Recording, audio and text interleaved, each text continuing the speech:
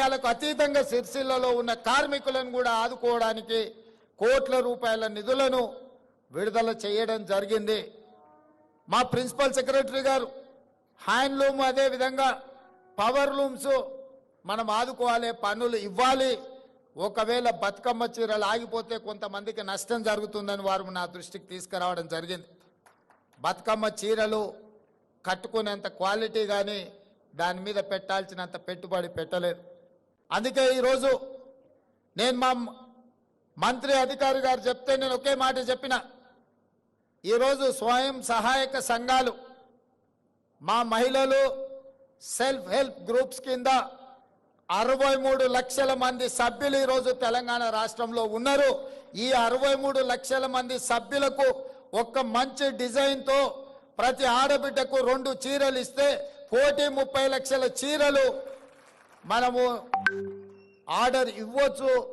మంచి డిజైన్లతోని మంచి క్వాలిటీతోని ముందుకు రమ్మని మా అధికారులకు సూచన చేసినాం. తొందరలోనే స్వయం సహాయక మహిళా గ్రూపుల్లో ఉండే ప్రతి మహిళకు సంవత్సరానికి 2 చీరలు ఇవ్వాలి అన్న ఆలోచన ఈరోజు రాష్ట్ర ప్రభుత్వము మీ అభిమానంతో ఈరోజు ఆ నిర్ణయం తీసుకోవడం జరిగింది. వాళ్ళకు అతీతంగా సిరిసిల్లలో ఉన్న కార్మికులను కూడా ఆదుకోవడానికి కోట్ల రూపాయల నిధులను విడుదల చేయడం జరిగింది. మా ప్రిన్సిపల్ సెక్రటరీ గారు హ్యాండ్లూమ్ అదే విధంగా పవర్ లూమ్స్ మనం ఆదుకోవాలి, పన్నులు ఇవ్వాలి. ఒకవేళ బతుకమ్మ చీరలు ఆగిపోతే కొంతమందికి నష్టం జరుగుతుందని వారు నా దృష్టికి తీసుకురావడం జరిగింది. బతుకమ్మ చీరలు కట్టుకునేంత క్వాలిటీ కానీ దాని మీద పెట్టాల్సినంత పెట్టుబడి పెట్టలేదు. అందుకే ఈరోజు నేను మా మంత్రి అధికారి గారు చెప్తే నేను ఒకే మాట చెప్పిన, ఈరోజు స్వయం సహాయక సంఘాలు మా మహిళలు సెల్ఫ్ హెల్ప్ గ్రూప్స్ కింద 63 లక్షల మంది సభ్యులు ఈరోజు తెలంగాణ రాష్ట్రంలో ఉన్నారు.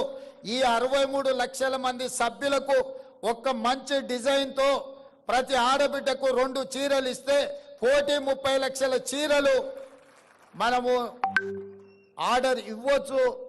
మంచి డిజైన్లతోని మంచి క్వాలిటీతోని ముందుకు రమ్మని మా అధికారులకు సూచన చేసినాం. తొందరలోనే స్వయం సహాయక మహిళా గ్రూపుల్లో ఉండే ప్రతి మహిళకు సంవత్సరానికి 2 చీరలు ఇవ్వాలి అన్న ఆలోచన ఈరోజు రాష్ట్ర ప్రభుత్వము మీ అభిమానంతో ఈరోజు ఆ నిర్ణయం తీసుకోవడం జరిగింది.